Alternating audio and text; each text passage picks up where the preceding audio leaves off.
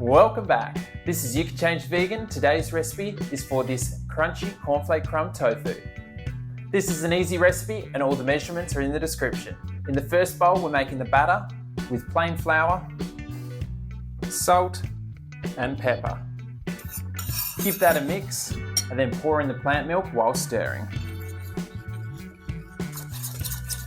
Once a smooth batter is formed, set the bowl aside. While we prepare our cornflake crumb, which is simply cornflakes, processed into small crumbs. If you don't have one, place the cornflakes in a plastic bag and then crush with a rolling pin.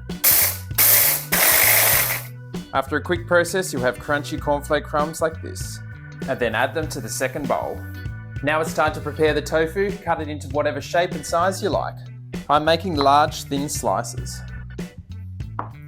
Now that everything is prepared, let's coat our tofu in those crunchy cornflake crumbs.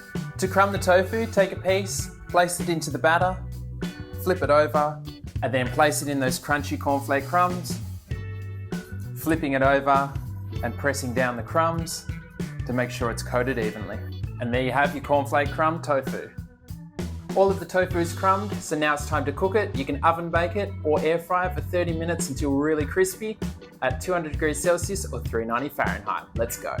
While the tofu is cooking, a quick thank you to everyone who's been liking and commenting on my videos recently. I've been getting a lot more, which is great. And my subscribers keep going up really quickly. I'm up to 1,140. Thank you, everyone. The tofu is ready after 30 minutes or when golden brown and crunchy like this. Oh my. Oh my. Have as a snack or as part of your next meal. So now you can make your own crunchy cornflake crumb tofu.